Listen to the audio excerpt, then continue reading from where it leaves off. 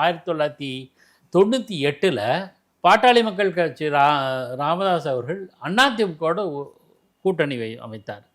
அப்போது அதிமுக பாஜகவோட கூட்டணி அமைத்தது நேஷனல் லெவல். அப்போ தான் அநேகமாக 98 தான் தேசிய ஜனநாயக கூட்டணி என்டிஏன்னு உருவாச்சு. அதுக்கு முன்னாடி அதெல்லாம் விட்டுருவோம், பழைய கதை. என்டிஏ உருவானது பழைய கதை விட்டுருவோம். இந்த 98 உருவானது.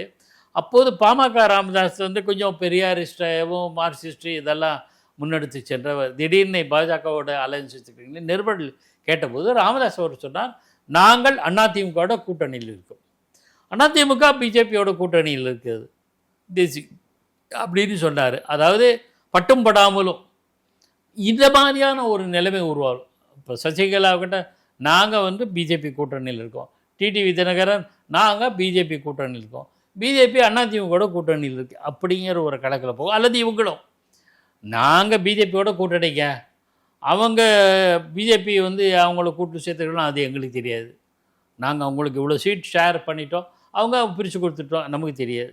அந்த மாதிரியான வாதங்கள் இது கடந்த காலங்களில் இருந்திருக்குன்னு சொல்ல வர.